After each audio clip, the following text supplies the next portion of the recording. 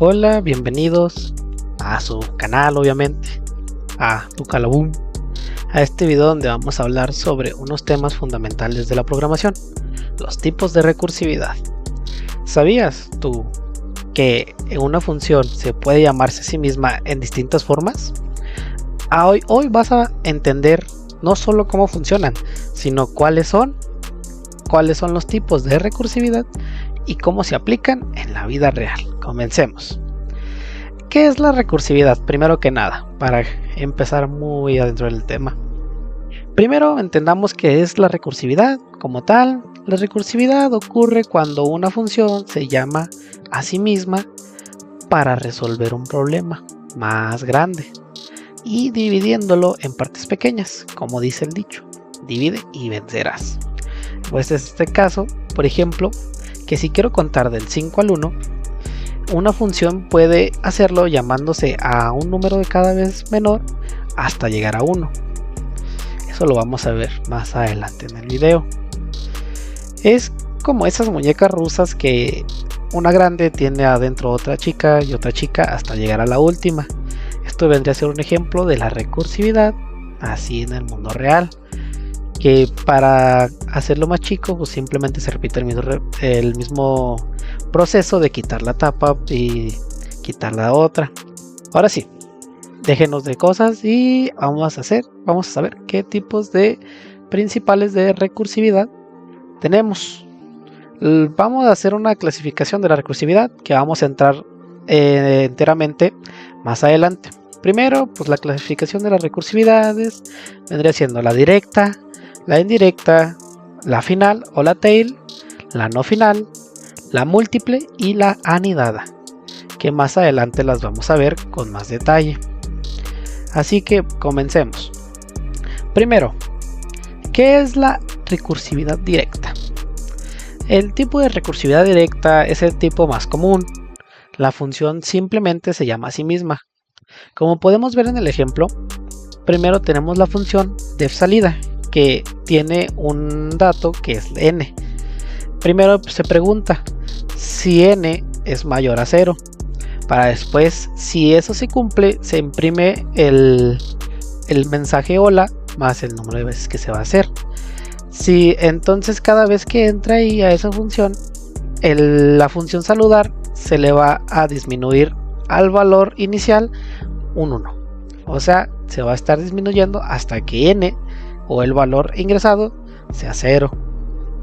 Este tipo de recursividad es clara y fácil de entender. La función se llama mientras la condición se cumpla o la permita. El siguiente vendría siendo la recursividad indirecta. El tipo de recursividad indirecta, aquí la cosa se pone más interesante. Una función A llama a una función B y luego esa función B vuelve a llamar a la función A. Como podemos ver en el ejemplo, tenemos dos funciones A y B, como dijimos en el texto. Primero, A tiene el mismo valor que B, o sea n, y en las dos se preguntan si n o el valor ingresado es mayor a 0, que imprima la letra A en el caso de la función A y en el caso de la función B que imprima B, igual que en el ejemplo anterior de la recursividad directa. Lo que cambia aquí es que al final de todo se manda a llamar la función al revés. O sea, si estamos en la función A, se llama a la función B y se le resta n 1, y si estamos en la B, se le resta la A y viceversa.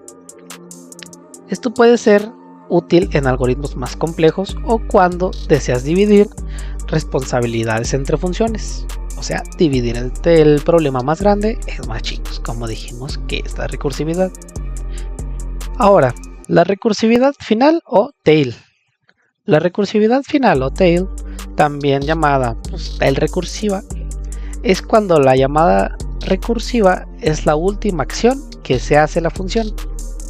Por ejemplo, aquí tenemos que la función cuenta atrás, que tiene el valor n, pregunta si n es igual a 0. y mientras eso se cumpla imprime ya. Si no, empieza a llamar al número o al valor ingresado, o sea n, y le empieza a restar 1 hasta que la primera cosa se cumpla, o sea que n sea igual a 0. Este tipo de recursividad es más eficiente porque no necesita recordar lo que hizo antes, pero en algunos lenguajes como Scheme y Haskell se optimiza automáticamente para ahorrar memoria. En Python no se optimiza, pero igual sigue siendo útil. Ok, entonces la siguiente vendría siendo la recursividad no final. La recursividad no final, en este caso la llamada no es la última instrucción, ya que después de esa se hace algo más.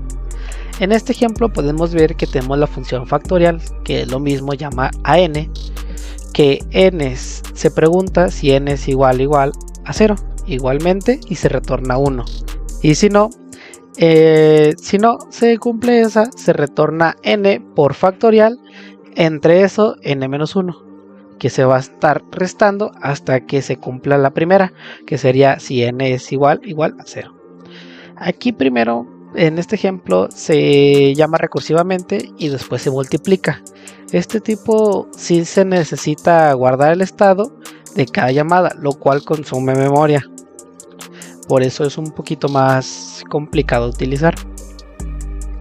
La recursividad múltiple vendría siendo que se da cuando una función se llama a sí misma más de una vez dentro de su campo.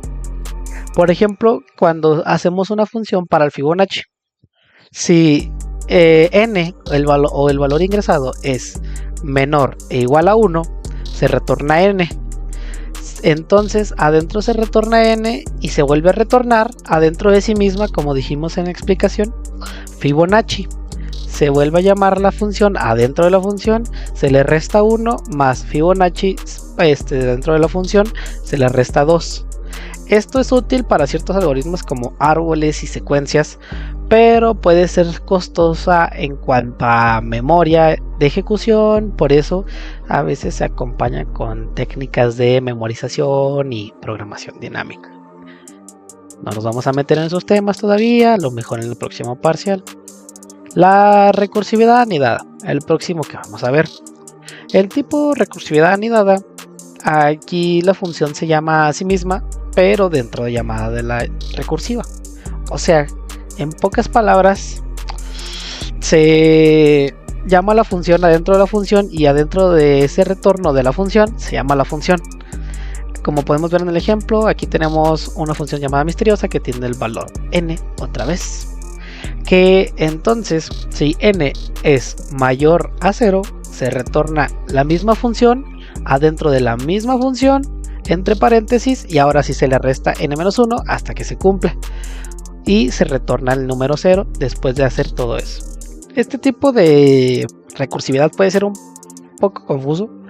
Es usada en algoritmos muy específicos de matemáticas, por eso no es muy actual de utilizarla. Es como la muñeca dentro de otra, pero también mete otra antes de cerrar la anterior. Es un poco confuso. Y luego, ¿cuándo usar la recursividad?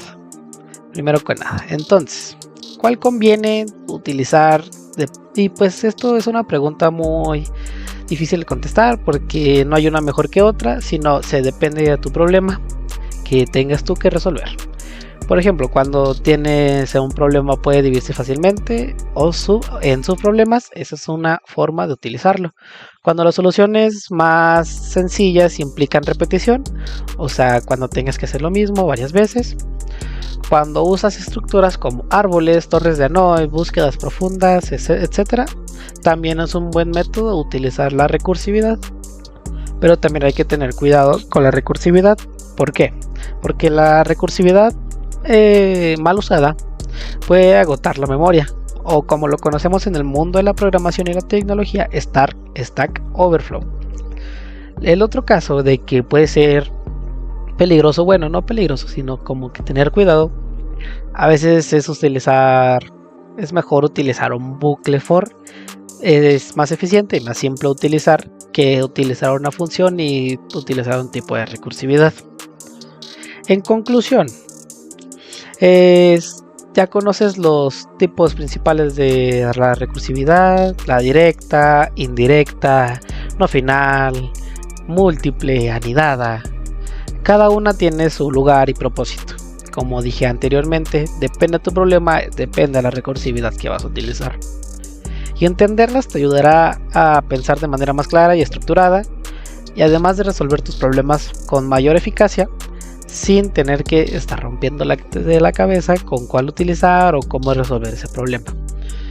Si quieres ver más ejemplos o cómo aplicarlas o tal así más a fondo de cómo prácticamente utilizarlas, pues déjame en los comentarios. Si no, así déjalo, dale un like, suscríbete para más contenido de programación y a lo mejor en el próximo parcial subo otro video. Muchas gracias por ver este video, ojalá les haya gustado, y si te gustó, no lo veas y ponme un 10, por favor. Gracias.